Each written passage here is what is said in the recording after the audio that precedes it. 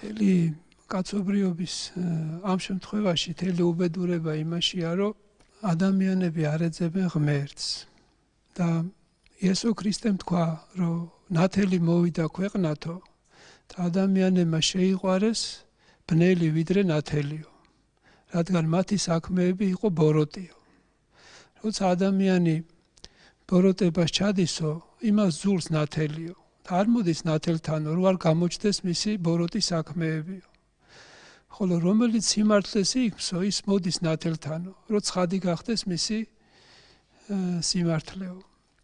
და როდესაც ადამიანები განუდგნენ ქრისტეს, პავლე მოციქული ამბობს, რომ ღმერთმაო, რადგან მათ არ გამოიძიეს ღმერთიო და არ ეძებენ ღმერთსო, ღმერთმა მისცა გამოუცდელ გონებასო.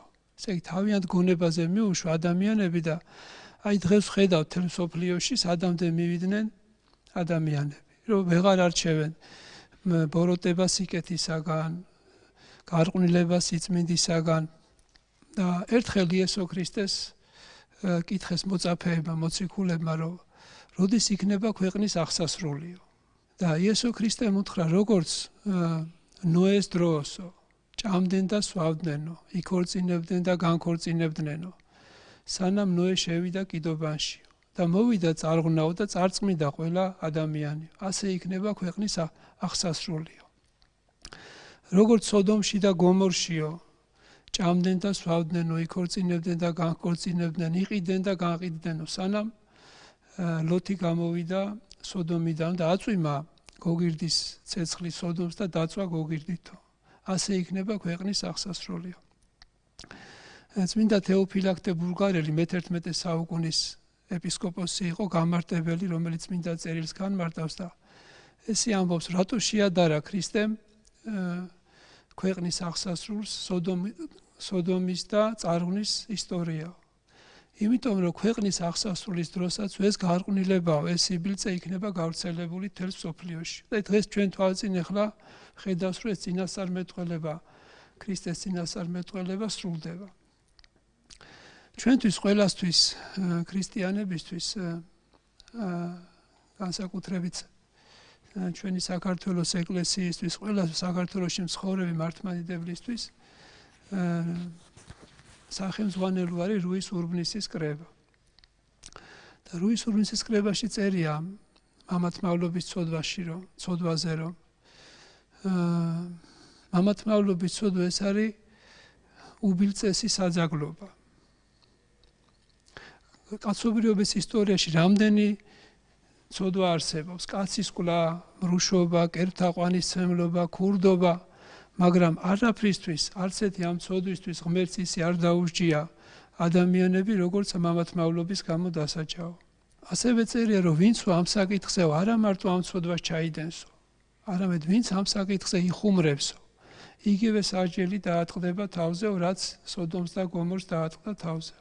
ეხლა სამწუხაროდ ანტიდისკრიმინაციული კანონის, რა თქმა უნდა, ჩვენ არ ვეთანხმებით ანტიდისკრიმინაციულ კანონს, ამ კანონით ეს გამოცხადდა ნორმად.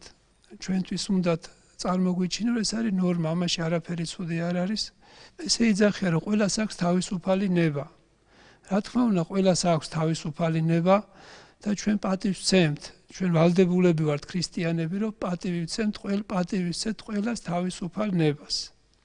ღმერთი თვითონ არ აძალებს არავის და არ აპროგრამებს და ძალით არ აკეთებინებს სიკეთეს. თვითონ ადამიანი ირჩევს რა უნდა.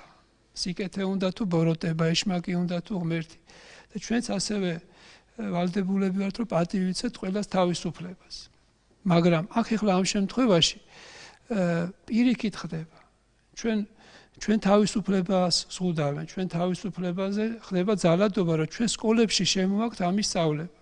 უკვე მე-4 კლასიდან იწყება ამ მამათმავლობის პროპაგანდა ჩვენს ბავშვებში, სახელმძღვანელოებით შედგენილია, მაგალითად ჩემი ძმისშვილი 126 სკოლიდან ჩაუტარეს გაკვეთილები, სადაც სქესი შეუცვალეს ზღაპრებში ბავშვებს უკვე ჩვენთან საქართველოში და კეთილი განწყობთ, ეს ბავშვები კეთილი განწყობით ლაპარაკობდნენ ასეთ ცხოვრების წესს. ბოდიში კომპასტოროა წიგნი, აი ეს ეჭირათ მასწავლებელი. ის ეჭირათ ხელში და განწყობდა. ეს უკვე ნიშნავს, რომ ძალადობა ხდება ჩვენს თავი ბავშვებზე და ჩვენს თავისუფლებაზეც უკვე, რომ ჩვენ ვალდებული არიან ჩვენი შვილები, რომ სკოლაში ისწავლონ ეს. აქ აღარ არის ლაპარაკი, რომ იმათმა ის რა უნდა გააკეთო, ჩვენ გავალდებულებენ. და ეხლა შემოდის კიდე რა ქვია იუვენალური პოლიციის იუვენალური სამართალი, სადაც მშობლებს ართმევენ შვილებს. ამის განხილვაც ხდება. აქამდე არც ეს გვეჯერა, რომ მამათ მავლობა შემოვიდოდა და ანტიდისკრიმინაციულ კანონს მიიღებდა, მაგრამ ჩვენს თვალწინარი ნახავთ კადრებში. მიიღეს უკვე ეს კანონი და ამ კანონით პირდაპირ პროპაგანდის გაუხსნეს ხელფეხი ამ მამათ მავლობის პროპაგანდას ჩვენს სკოლებშიც და ჩვენს მთელ ქვეყანაში. ასევე ახლა ამ იუვენალური იუსტიციის ამ სამსახურის საშუალებით დაიწყება ბავშვების წართმევა, ვინც ამას აუგზავნავს თავი, ვინც არ შეიყვანს იმ გაკვეთილებზე. ეს უკვე არის გერმანიაშიც, სხვადასხვა ევროპულ ქვეყნებში, რომ ათასობით ბავშვები არის წართმეული, ვინც არ ეთანხმებიან და ეწინააღმდეგებიან. ერთ-ერთი გერმანიაში იყო მაგალითად სექსუალური აღზრდის გაკვეთილზე არ შევიდა ბავშვი, სადაც პირდაპირ გარყვნილების პროპაგანდა ხდებოდა, ბავშვი ცუდად ხდებოდა ამ გაკვეთილებზე, არ შევიდა, ამის გამო დაიბარეს მშობელი, მშობელმა უთხრა, რომ ძალიან კარგად მოიქცა, რომ არ შევიდაო და ამის გულისთვის დააჯარიმეს მშობელი.